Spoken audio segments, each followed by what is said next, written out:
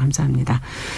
자, 오늘 첫 코너 뉴스픽으로 또 시작을 해보죠. 월요일과 수요일은 이 두 분이 든든히 지켜주고 계십니다. 전혜연 우석대 개공 교수님 안녕하세요. 네, 안녕하세요. 전혜연입니다. 네, 전지현 변호사님 안녕하세요. 네, 안녕하세요. 자, 앞서 지금 제가 말씀을 드렸는데 그제 이제 이재용 삼성 부회장의 가석방이 결정이 됐고 지금 찬반 논란은 뭐 그 전부터도 사실 있었습니다만 이번 가석방에 대한 또 특혜 논란이 지금 또 보도가 되고 있고요. 어떤 비판들이 나오고 있고 이 법무부 장관은 어떤 입장을 갖고 있는지 하나씩 좀 들여다보도록 하죠. 전지현 변호사께서 좀 정리해 주시죠. 예, 이재용 부회장이 올 초에 그 박근혜 전 대통령에 대한 뇌물 공여 혐의 등으로 해가지고는 파기환송심에서 2년 6개월 형이 확정이 돼서 법정 구속이 됐었거든요. 네. 근데 이제 그때부터 구속이 돼서 지금까지 있었고 그 다음에 1심에서 또 이제 영장이 발부돼가지고는 구속된 적이 있었어요. 그렇죠. 그래서 다 해가지고 2년 6개월에 60% 정도 지금 형기를 채운 상황이에요. 네. 그래서 법에 보면 가석방 요건에 3분의 1 형기를 지나야 된다고 돼 있으니까는 일단 지침은 변론으로 하고 이 요건은 충족된 것으로 보이고 네. 가석방 요건에 보면은 뭐 개전의 정이 있고 재범의 우려가 없고 이런 것들이 좀 추상적으로 규정이 돼 있거든요. 네. 사실 이게 재량 사항이거든요. 이것과 관련해서 박범계 장관은 경제 환경을 고려한 처사였다. 지금 이렇게 얘기를 하고 있어요. 네. 이건 아무래도 최근에 어떤 반도체 패권 상황이라든지 코로나로 인해서 백신 개발이라든지 확보 문제와 관련해 가지고는 삼성그룹 차원에서 할 수 있는 일에 대한 어떤 기대감이 반영된 것이다. 좀 그렇게 볼 수가 있을 것 같아요. 네. 그럼 이제 가석방이 됐으면은 이재용 부회장이 아무런 제한 없이 경영일선에 복귀할 수 있냐? 그거는 아니에요. 법에 보면은 이 특경가법에 보면은 횡령이라든지 이런 죄로 인해서 판결이 확정이 되면은 네. 확정됐잖아요. 그렇죠. 지금 올 초에. 2년 6월. 예, 그럼 5년간 취업 제한의 조건이 붙게 되는데 근데 문제는 뭐냐면 이 취업 제한이 이재용 부회장 같은 경우에는 미등기 무보수 임원 지위거든요. 이것도 이 취업 제한에 해당이 될 수 있는가와 관련해 가지고는 논란이 있는데 과거에 SK 최태원 회장의 경우도 여기 이제 해당이 됐었는데 네. 이것과 관련해서 논란이 있었는데 그분은 이제 특별사면 특별복권이 돼가지고는 뭐 아무런 문제는 나중에 없었던 걸로 제가 기억이 되는데 그때 이게 좀 명쾌하게 정리가 안 된 면이 있어가지고는 그렇군요. 해석의 여지는 있어요. 사실 여기에 네. 대해서는 삼성 법률팀에서 이제 어떤 조건이 부과되는지를 보고 이제 정리를 할 것으로 보이고 네. 다만 이 박범계 장관이 경제 환경을 고려해야 된다는 걸로 봐서는 사실 이런 총수로서의 사실상의 역할에 대해서는 용인하지 않을까 뭐 그런 생각은 듭니다. 뭐 등기이사로 복귀는 안 되더라도. 네. 근데 또 문제는 뭐냐면은 지금 계류된 이제 재판이 많단 말이에요. 경영권 승계 관련해 가지고 형사 사건도 있고 그다음에 프로포폴도 있고 증선이 결정에 대해서 취소 소송 건 것도 있거든요. 네. 아직 남아 있군요. 예, 이 경영권 승계는 뭐냐면은 뇌물을 줄 때는 그냥 돈만 주면 안 되고 그게 대가성이 있어야 그렇죠. 되는데 그때 이제 제기됐던 게 삼성물산 제일모직의 합병이었는데 네. 이 내용을 간략하게 설명을 드리면은 제일모직이 지분의 한 절반 정도를 가지고 있는 삼성바이오로직스가 그 에피스 분식 회계를 통해서 가치를 뻥튀기 해가지고는 이재용 부회장 일가가 가지고 있는 제일모직의 가치를 높여서 합병의 불공정한 비율로 합병이 되게 했다. 이런 내용이 있는데 네. 여기에 대해서 이제 뭐 재판이 진행될 거기 때문에 이재용 부회장은 그 법무부의 허가가 없는 한 그렇게 자유로울 것 같지는 않아요. 근데 이 가석방 결정 관련해 가지고 비판 여론이 있는데 일단은 뭐냐면은 형평에 맞지 않는다는 겁니다. 네. 60% 채워서 법정 요건 해당되는 건 알아. 하지만은 네. 보통은 70% 80% 돼야지 가석방을 해주는데 왜 이재용 부회장만 해주냐 이거고 또 하나는 뭐냐면 제가 지금 말씀드린 것 같이 경영권 승계 관련해서 계류된 재판들이 지금 몇 개가 있잖아요. 이런 경우에 딴 사람들은 해줬겠냐는 거예요. 이런 비율도 얼마 안 되는데 왜 이재용 부회장만 해주냐 형평에 반한다 특혜다 지금 이런 주장이 있는 것으로 보입니다. 네. 자, 비판의 요지가 지금 말씀해 주신 가석방 요건은 해당은 되지만 그동안에 실제로 가석방된 사례와의 비교가 지금 얘기가 되어지는 것 같고 계류된 재판이 또 남아있는 부분. 자, 두 분은 어떻게 보시는지요? 저는 사실 예전에도 이 주제를 다룰 때 좀 비판적 의견을 밝힌 바가 있는데요. 네. 일단 첫 번째로 이재용 부회장이 수감되게 된 사건이 이른바 국정농단 사건과 다 연관이 되어 있습니다. 네. 그래서 정경유착의 고리를 끊어달라라는 어떤 이른바 촛불 시민들의 바람을 정부가 잘 읽지 못했다는 비판이 계속 제기가 되고 있거든요. 그러니까 이것이 일반 경제사범이라든가 특수한 뭐 정치적 상황이 아니라 이런 네. 사건이라는 점에서 아마 더 시민단체라든가 뭐 민변이라든가 참여연대라든가 그렇죠. 경실련이 더 비판적인 것으로 보이고 또 민주당에 있는 의원들도 공개적으로 비판 목소리를 냈던 게 이 사건의 특수성에 작용하는 부분이 분명히 있다고 생각을 하고요. 네. 두 번째로 통계적으로도 이게 특혜 논란이 이제 나오고 있는데 많은 언론에서 오늘 아침에 조간해서 보도를 한 상황을 좀 전해드리면 예. 이게 1% 특혜라는 논란이 일고 있습니다. 네. 이런 사건이 이제까지 이런 사례가 많았다. 이런 뭐 특혜라고 하기엔 좀 뭐 하겠죠. 예. 뭐 일반적으로 이제까지 해왔던 것을 적용했다고 할 수 있는데 살펴보니까 예전에 10년 동안 했던 걸 쭉 살펴보니까 이재용 부회장처럼 현재 70% 채우지 못하고 가석방된 경우가 가석방된 허가자의 1%도 안 된다. 굉장히 어려운 확률이잖아요. 네. 그런 확률에서 됐으니까 특혜 의혹이 나올 수 있는 거고 또 단순 사건으로 재판하는 수감자 가운데 가석방된 인원. 그러니까 지금 재판을 받고 있잖아요. 네. 다른 재판도. 그래도 1%도 안 된다. 그래서 1% 안에 재벌의 어떤 부회장이 들어간 것이 특혜이지 뭘 어떻게 다르게 해석을 할 수 있겠느냐. 그리고 이게 과연 이재용 부회장이 아닌 삼성이라는 배경이 없는 네. 사람이었으면 이게 가능했었겠는가. 이런 비판이 제기될 수밖에 없다고 생각을 하고요. 세 번째로 저는 이제 문재인 정부 초반과 지금을 한번 비교해 봤어요. 가석방 말고 일단 상징적으로 문재인 정부의 첫 사면을 제가 한번 봤었는데 그때는 가석방이 아닌 사면인데도 비판 여론이 그렇게 많지 않았습니다. 왜냐하면 당시 사면의 컨셉이 한국판 장발장 사면이었어요. 네. 생활고울 때문에 어쩔 수 없이 우발적으로 서민형, 생계형 범죄를 저지른 사람들이 사면을 받았는데 네. 예를 들면 배가 너무 고파서 슈퍼마켓에 들어가서 소세지 17개, 과자 한 봉지 훔쳐서 징역 8개월 사는 수감자가 있었다고 네. 해요. 이런 사람들, 그러니까 사회적 약자에 대한 법의 관용이라는 것에 있어서는 사람들이 그렇게 많이 비판하지 않았거든요. 그렇죠. 그래서 그런 면에서 지금 정권 초에 비해서 좀 어떤 정경유착의 의지라든가 공정한 법의 자체에 대한 의지가 흐려진 것이 아닌가 그런 비판 여론이 나오는 것으로 보입니다. 네. 전지현 변호사께서는 어떻게 보십니까? 가석방이라는 제도 예. 자체가 원래 특혜예요. 이게 어떤 재벌이라서 그냥 무조건적으로 봐주는 게 아니라 납득할 만한 사유가 있으면은 이 사람을 가석방 시킬 만하다 이렇게 인정할 수 있는 거라고 보여지고 그 형기 60%만 채웠을 때 별로 석방 안 해줬던 거 맞아요. 그런데 코로나 시국에 지금 수원구치소 같은 경우에는 이 과밀 수용도가 100%, 130% 정도 되고 교도소는 이미 110% 네. 넘었거든요. 이 정도 되다 보니까는 미결이라도 교도소로 가는 경우들이 생겨요. 이거를 좀 해소할 방안이 생겨가지고는 최근에 가석방 기준을 완화를 하고 좀 더 많은 사람이 심사 대상 중에 거의 80% 이상이 석방 결정을 받은 바가 있어요. 그래서 이거를 이재용 회장만을 위한 특혜다 그렇게 볼 수는 없을 것 같고 정경유착 잘못된 거죠. 근데 이 유착의 고리가 정권이 대통령이 요구를 하는데 기업이 과연 거절할 수 있었느냐. 여기에 관해서는 수동적 뇌물공여라는 얘기는 계속 나왔었거든요. 네. 그래서 문제는 그 뇌물을 주는 것과 대가로 이재용 부회장이 어떤 경영권 승계를 꾀했는지 이 부분이 관건인데 이거는 지금 재판 중이란 사안이란 말이에요. 그래서 그 재판이 일반 제일 중요하군요. 강도 사범 같은 경우에 내가 강도로 복역 중인데 또 다른 강도권을 별건으로 또 재판 중에 있어요. 그럼 가석방 해주기는 어렵지만은 이거는 좀 달리 볼 수가 있는 게 경영권 승계로 기소를 하는 거는 특검 입장에서는 사실 그 이재용 뇌물 판결에 어떤 방점을 찍는 거거든요. 활용점정을. 그래서 수사심의위원회에 그때 불기소 결정에도 불구하고 기소를 강행한 것으로 보이고요. 네. 여기서 아까 핵심은 제가 분식회계라고 얘기를 했는데 네. 행정소송에서 이 건과 관련해서 이재용 회장 측의 가처분 인용하면서 뭐라 그랬냐면은 기업의 재량사항이라는 거를 언급을 했고 금감원 결정이 이것과 관련해서 왔다 갔다 한 것과 관련해서 이렇게 일관성이 없으면은 그 기업의 어떤 신뢰를 보호해야 된다. 그렇게 얘기를 했거든요. 그래서 네. 이건 충분히 다퉈볼 만하다고 봐요.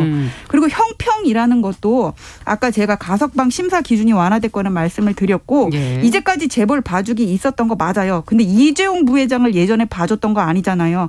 사기업 어떤 사적인 용도로 인해 가지고는 기업의 자금을 횡령을 하고 노동자들 임금 미지급하고 이런 경우에도 가석방되고 사면된 경우들이 있는데 그 경우 잘못됐다고 해가지고는 왜 이 경우도 같이 재벌인데 똑같이 봐주냐 이렇게 몰아갈 수는 없다고 보이고 그다음에 총수 재벌 이거 반재벌 정서가 저는 여기에 좀 깔려 있다고 보는데 총수가 일부 자본을 가지고 순환 출자 고리로 해가지고는 전체 대기업 지배하는 거 잘못된 거 맞아요. 네. 한데 이거는 우리나라가 어떤 IMF 이후의 기업 환경에서 이거를 스스로 뭐 지주회사라든지 이런 부분을 장려한 측면이 분명히 있거든요. 네. 이런 부분은 공정거래법이라든지 그 경영권 승계 재판 가지고 해결을 해야지 총수가 있어야지 기업 결정하냐. 사실상의 어떤 그런 기업 현실을 무시를 하고 이사회에서 결정을 하면 되는데 왜 총수까지 석방을 시키냐. 이런 식으로 비판하는 거는 좀 무리가 있다고 봅니다. 어쨌든 근데 기회사안으로 본다. 대통령이 네. 하는데 어떤 재벌이 못 주냐라는 걸로 하면 앞으로도 계속 그렇게 해도 법의 관용을 베풀 수 있다라는 예. 잘못된 신호로 해석될 수 있기 때문에 이제는 그 고리를 한번 끊어달라고 계속 욕을 하는 거거든요. 예. 과거에도 독재 정권이나 이런 데서 이런 사례가 있었겠죠. 그리고 많은 경제인들이 그런 논리를 내세웠어요. 근데 많은 시민들이 당신들도 어쨌든 당신 기업에 유리한 걸 뭔가 얻어내기 위해서 본인이 경영자로서의 위치를 얻기 위해서 했으니까 이제 제발 그런 거 하지 말자라는 거거든요. 네. 그랬기 때문에 이번에 더 비판 여론이 민주당 내부에서 나온다고 보고요. 예. 또 하나 제가 좀 말씀을 드리고 싶은데 지금 법무부 장관에 대해서 하도 이제 기자들이 질문을 했나 봐요. 취업 네. 제한 해제가 어떻게 할 거냐 그랬더니 박범계 장관이 취업 제한 문제 그 가석방하고 별개 문제다. 고려하지 않고 있다. 이렇게 얘기를 하고 있어요. 그러면 사실상 경영 활동에서 제약은 분명히 있잖아요. 그렇죠. 그런데 또 가석방하고 나서 했던 논리는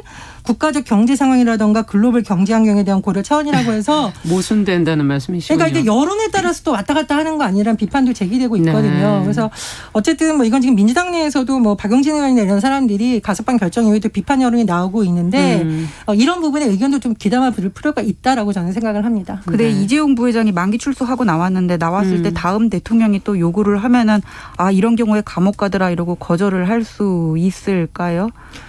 근데 그렇게 네. 하지 않도록 사법부가 그래서 이재용 부회장을 수감까지 시키면서 저는 경고성을 했다고 보고 두 분 다 가장 중요한 핵심적인 것은 결국 정경유착의 문제로 그러면 어떻게 근본적으로 끊을 것이냐. 그 정치권의 의지예요. 그거는 정치권의 뭐 의지다. 그래서 어떻게 대통령의 권한을 좀 완화를 해야 된다거나 네. 아니면은 여기에 대해서 뭐 감시 감독 기능을 강화해야 된다거나 네. 그런 거 있는데 결국 이거는 어떤 정치 대통령의 의지가 없으면은 그 대통령의 권한을 뭐 나누거나 아니면은 좀 약화시키는 그런 쪽으로 해결을 해야 되는 거고요. 이거를 기업을 좀 더 만기 출소하게 너도 감옥에 있어 이런 식으로 해결할 수는 없다고 봅니다. 근데 정치권의 의지도 중요하지만 그러면 네. 정치권은 무조건 강자고 기업 총수는 피해자냐? 그건 아니라는 거죠. 우리가 여러 가지 측면을 같이 봐야 된다고 생각을 하고요. 물론 정치권의 의지 중요합니다. 그렇지만 네. 최근 보면 경영계에서도 2세, 3세들이 계종이 이렇게 고민을 하면서 여러 가지 제도 많이 만들고 있잖아요. 네. 뭐 준법감시도 만들고 그렇죠. 자체적으로 이런 거 안 하겠다고 선언하기도 하고 네. 그런 노력도 같이 병행이 되어야겠죠. 피해자 아니니까 풀어줄 테니까 나와가지고 경제 회복하라고 지금 얘기를 하고 있는 거잖아요. 그다음에 그 취업 제한의 문제 같은 경우는 아까 미등기 무보수 임원 얘기 드렸잖아요. 해주셨죠. 그 경우에 어떤 취업 제한에 사실 안 걸릴 수가 있어요. 이 경우에 법무부가 어떤 조건을 부과하는지를 앞으로 지켜봐야 되는 문제입니다. 네, 무엇보다 근본적인 문제는 정경유착에 있지 않나 하는 생각이 들고 근본적 이것을 어떻게 그러면 막을 수 있을까 예방할 수 있을까에 좀 더 지혜를 좀 모아야 되지 않을까 하는 그런 생각이 드네요. 자, 두 번째 뉴스로 좀 가보겠습니다. 코로나19 지금 상황이 끝날 듯 지금 계속 이어지면서 사실 올 하반기에는 대면 수업들이 좀 가능하지 않겠는가 하는 그런 기대들이 있었는데 그게 또 막상 또 쉽지 않아 보이고요. 이와 더불어서 대학 등록금을 좀 돌려달라는 학생들의 목소리가 좀 커지고 있거든요. 이번 기회에 등록금을 줄여야 한다. 반값 등록금 얘기도 지금 다시 나오고 있습니다. 어떤 이야기들이 지금 시점에 나오고 있는지 전혜영 교수와 함께 살펴보면서 저희 같이 한번 고민해 보죠. 이 등록금 문제는 제가 10몇 년 전에부터 취재를 시작했는데 네. 아직도 비슷한 사항이 계속 이어지고 반복되고 있죠. 있는데 네. 특히나 최근 들어서 학생들의 요구가 더 강해지고 있는 이유는요. 코로나19 상황에서 온라인 학습으로 인해서 그렇죠. 사실상 학습권도 제대로 보장을 받지 못하고 있는 상태이고 이런 상황에서 등록금 내기도 점점 어려운데 더 적극적으로 고민을 해달라는 요구로 해석이 되고 있습니다. 지금 2020년도 국가 예산에 반값 등록금 예산을 좀 반영해서 실질적으로 실현해달라는 목소리가 나오고 있는데요. 한국 YMCA 전국 연맹, 전국 대학생 네트워크 그리고 유기용 민주당 의원실이 최근에 토론회를 열었어요. 그래서 지난 10년 동안 계속 반값 등록금 얘기했는데 이제는 실질적 방안을 찾아달라는 겁니다. 네. 그래서 이 YMCA의 경우에는 실태 조사를 한번 해봤더니 7월 23일부터 30일 국민 1,000명을 대상으로 실태 조사를 했는데 대학 등록금 너무 비싸다, 고가다라는 응답이 83.9%였고 네. 반값 등록금 정책 실현돼야 된다는 응답 83%로 높게 나왔다. 특히 40대에서 87% 이상이 이 정책에 찬성을 했다라고 합니다. 네. 근데 이게 국회에서 전혀 논의가 안 된 것은 아니에요. 지난해에도 이 문제가 굉장히 심각한 문제로 떠올랐었는데 당시 유은혜 교육부 장관의 답변을 보면 네. 교육부가 추계해 보니까 한 2조 8천억 원이 지금 예산보다 추가가 된다면 고지서에서 반값 등록금이 실현될 수 있다. 그래서 국회에서 힘을 실어달라. 이렇게 좀 구체적인 액수도 나온 바 있습니다. 예산 지원을 해달라는 얘기인가요? 그렇죠. 예, 이제 재정당국에서 좀 도와달라는 건데, 근데 문제는 뭐냐면 이게 반값 등록금이 되면 그러면은 취약계층을 대상으로 하고 있는 장학금이 오히려 또 문제가 될 수 있다는 지적도 그렇죠. 나오고 있고요. 네. 재정당국에서 계속 해주는 방식으로 이 문제가 해결될 수 있냐 또 이런 예. 우려도 제기되고 있습니다. 자, 지금 말씀해 주신 장학금의 문제, 그다음 반값 등록금을 또 지원하는 그 예산 재정의 문제 이런 것들이 남아 있어서 어떻게 해야 될지 또 부담은 좀 현실적으로 이렇게 많이 지워야 되는가 온라인 상황에서 그런 생각도 들기도 하고요. 두 분 생각 좀 들어보죠. 전지현 변호사께서는 어떻게 보십니까? 반값까지는 아니더라도 등록금을 좀 낮추기는 해야 될 것 같아요. 제가 대학을 졸업한 지가 거의 이제 20년이 됐기 때문에 정확하게는 모르겠는데 예. 2001년, 2010년 해가지고 대학 등록금이 얼마나 인상됐는지를 보니까는 사립대가 50% 정도고 국립대가 80% 정도라는데 네.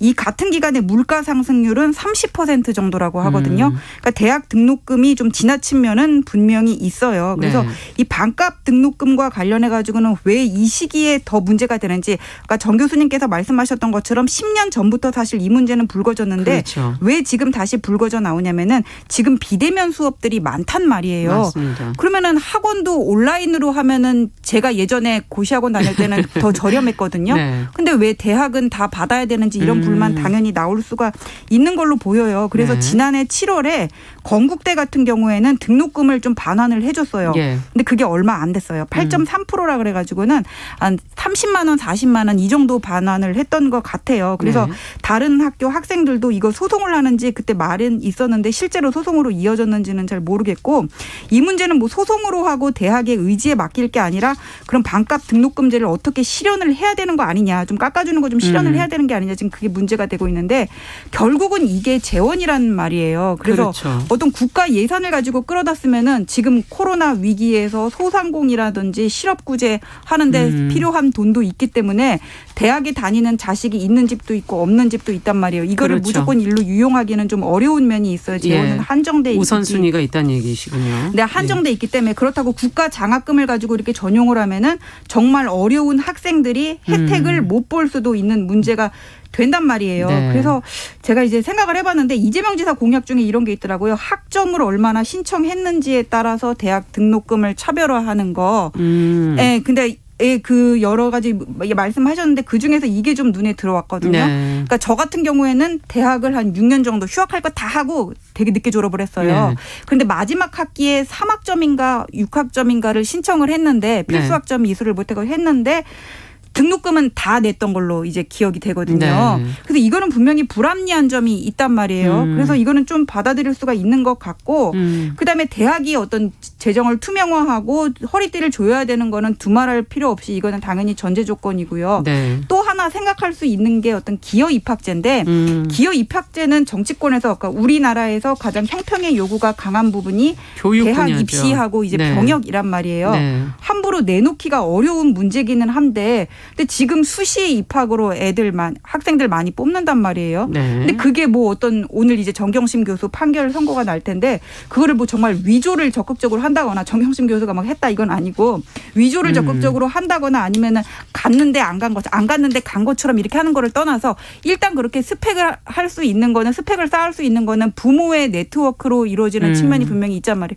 그렇게 수시 입학제도 할 거면 차라리 그냥 떳떳하게 어느 요건 이상은 기여 입학을 허용을 해주는 것도 네. 고려를 해볼 수 있지 않을까 좀 그런 생각이 듭니다. 외국 네. 같은 경우에는 뭐 전체 다는 아니더라도 등록금이 아주 소수죠. 비싼 예. 가 같은 경우에는 인정을 해주더라고요. 그래서 이 부분도 고려를 해볼 수 있지 않을까 네, 싶습니다. 제도적으로 본다면. 네. 어떻게 보십니까, 전혜영 교수께서는? 이게 그냥 두 가지 문제가 겹쳐 있죠. 하나는 등록금이 비싸다는 계속 반복되는 그렇죠. 문제가 있고 두 번째는 감염병 사태라는 기존에 특수 상황. 겪어보지 못한 특수 상황이 네. 겹쳐 있는 건데요. 첫 번째 근본적인 등록금 문제가 비싸다. 예. 감당하기 어려운 수준이다. 이 부분은 굉장히 어려운 과제이긴 한데 제가 보기엔 일단 국공립대학부터 등록금을 낮출 수 있는 노력은 재정을 투입하더라도 어느 정도 국민들의 공감대가 형성될 수 있다고 보거든요. 네. 실제로 하고 있지만 네. 국민들이 왜 국공립대 저기 예를 들면 시립대 그렇죠. 이런 데 싸게 내냐고 반발하진 않습니다. 네. 그리고 이게 최문순 강원도지사가 지난번 대선 때 무상등록금 공약을 하면서 강원도가 강원 도립대를 2014년부터 반값 등록금 공약했다. 네. 근데 예산이 생각보다 많이 안 들더라라고 했거든요. 네. 그러니까 국공립대학이라든가 도립대학이라든가 이런 것부터 좀 그런 노력을 해서 예전엔 그래서 국공립대를 선택하는 경우가 그렇죠. 등록금 때문에 있었습니다. 그러니까 이 실제. 문제는 예. 뭐냐면 적어도 돈이 없어서 대학을 포기하는 경우는 공적인 오케이. 영역에서는 막아주자라는 것으로 보이고요. 두 번째로 사립대학 문제는 이게 등록금 일정 부분 올리면 규제하겠다라는 게 난리가 난 적이 있거든요. 네. 지금 보면 언론별로도 사설이 엇갈리는데 저는 규제로는 사실 한계가 있다고 치고요. 예. 국가에서 장학금 지급을 확대하거나 중저리로 장기간 해주는 방안에 같이 병행을 해야지 규제로 사립대학을 계속 누리는 방법은 좀 한계가 있다 이렇게 생각을 합니다. 그리고 네. 제가 아까 말씀드렸던 감염병 사태에서의 지금 학습권 침해 논란은 네. 법적인 부분을 살펴보면 자연재해에 대해서는 우리나라가 여러 가지 예외 규정 있잖아요. 그렇죠. 학교뿐만 아니라 각종 계약에 대해서 많이 정비가 됐는데 감염병 사태는 코로나 같은 상황이 많지 않았었기 때문에 정비가 안 되면서 교육부도 터치를 못한다고 하고 예. 학생들하고 대학끼리 알아서 해라 이렇게 된 거거든요. 음. 그래서 사실은 이 문제는 감염병 사태에 대한 어떤 법적인 검토는 또 국회의 몫으로 남아 있다고 봅니다. 네. 이건 국가에서 정리가 좀 필요하다라는 얘기시네요. 전재 변호사께서 제가 이거 관련해서 기사를 찾다 보니까는 뭐 대학 재정의 방만한 운영 이런 거를 네. 지적한 기사도 있더라고요. 근데 제가 이 부분은 뭐 취재를 해본 거 또 아니고 각 대학의 어떤 보고서를 그렇죠. 본 것도 아니어가지고 정확히 알 수는 없지만은 일단 이 문제 해결이 시발점이 돼야 될 것으로 그렇죠. 보이고 그 다음에 그 대학생들이 아르바이트를 할 수 있거나 아니면은 대학을 졸업하고 취업이 잘 돼야지 그것도 이렇게 뭐 대출 등록금 학자금 그걸 대출 받을 같은 것도 수 이렇게 있죠. 받을 수가 갚을 수 있기 있고. 때문에 결국 문제는 경제로 이것도 귀결이 되는 게 아닌가. 이런 거 관련해가지고는 뭐 소득, 뭐 이렇게 생활보조금 이런 얘기가 나오더라도 항상 문제가 재원이 되면 해결책을 내기가 어렵거든요. 맞아요. 그래서 결국 이렇게 만사는 다 기승전 경제로 가는 것 같습니다.